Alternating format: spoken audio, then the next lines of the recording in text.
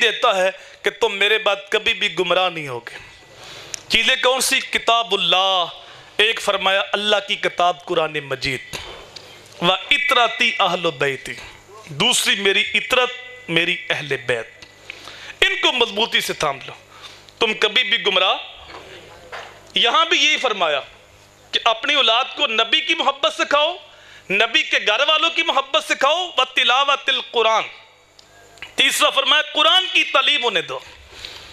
تو یہاں بھی فرمایا دو چیزیں دے کے جا رہا ہوں، ایک اللہ کی کتاب، چونکہ قرآن مردہ قوموں کو زندگی دینے والی کتاب ہے، قرآن گری ہوئی قوم کو اٹھانے والی کتاب ہے،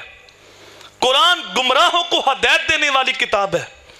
یہ صحیفہ نور ہے، یہ کتاب انقلاب ہے، یہ کتاب شفا ہے، یہ دلوں کو مسخر کرنے والی کتاب ہے، یہ فاتح کتاب ہے۔ ام المومنین حضرت اماں عائشہ کہتی ہے سارے شہر تلوار سے فتح ہوئے ہیں لیکن مدینہ قرآن سے فتح ہوا ہے۔ میرے حضور نے فرمایا قرآن آسمان سے وہ لٹکتی رسی ہے جس کا ایک سرا تمہارے ہاتھ میں ہے اور دوسرا سرا تمہارے رب کے ہاتھ میں۔ آج ہم نے قرآن سے بے اتنائی برتی تو یہ دن ہم نے دیکھے، آج قرآن کے ساتھ ہمیں کتنا تعلق رہ گیا۔ جب ہمارے بوڑھے کی روح اٹکتی ہے تو ہم سورہ یاسین لے کے بیٹھ جاتے ہیں کہ اس کی روح آسانی سے نکل جائے۔ ہم نے قرآن سے بھی ڈھونڈا تو موت کو ڈھونڈا، جس قرآن سے ہم نے موت کو ڈھونڈا کاش اس قرآن سے زندگی بھی تلاش کرتے۔ قرآن سے اتنی تعلق رہ گیا ہے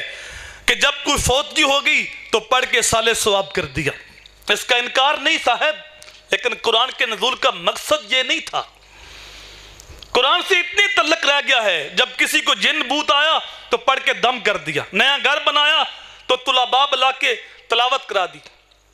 یہ ساری باتیں اپنی جگہ بجا ہیں، لیکن سوچو، ٹھنڈے دل سے سوچو، کیا قرآن کے نزول کا مقصد یہ تھا؟ مقصد تو یہ تھا ہم قرآن پڑھتے سمجھتے اس کے مطابق زندگی بسر کرتے، لیکن آج قرآن کو سانس کی پریکٹس کے لیے رکھا گیا ہے۔ علامہ اقبال جب شکوہ کرتا ہے تو بڑی بظاہر سخت زبان استعمال کی،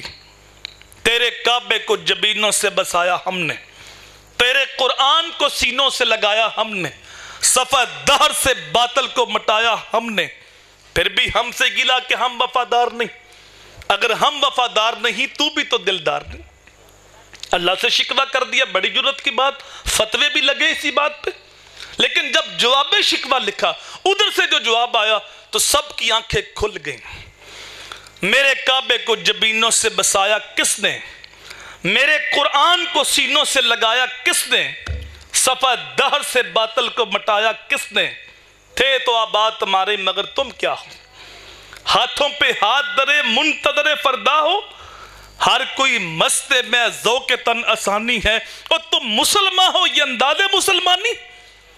تیرے صوفے ہیں فرنگی تیرے کالی ہیں ایرانی،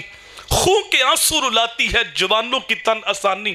ہر کوئی مست میں ذوق تن آسانی ہے، اور تم مسلمان ہو یہ انداز مسلمانی،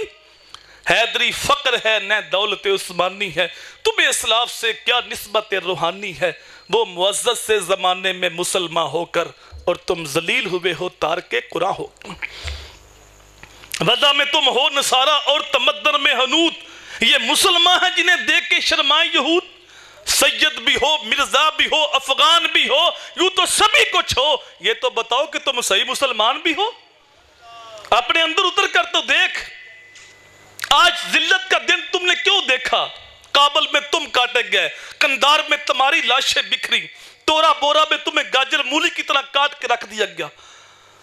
قلعہ جنگی میں، موصل میں، بغداد میں، القدس میں، کشمیر میں، غزہ میں، برما میں، شام میں، فلسطین میں، کس کی لاشیں بکھری، کس کو خون سے نہا دیا گیا، یہ دن امت نے کیوں دیکھے، وہ معزز سے زمانے میں مسلمان ہو کر اور تم ذلیل ہوئے ہو تارک قرآن ہو کر۔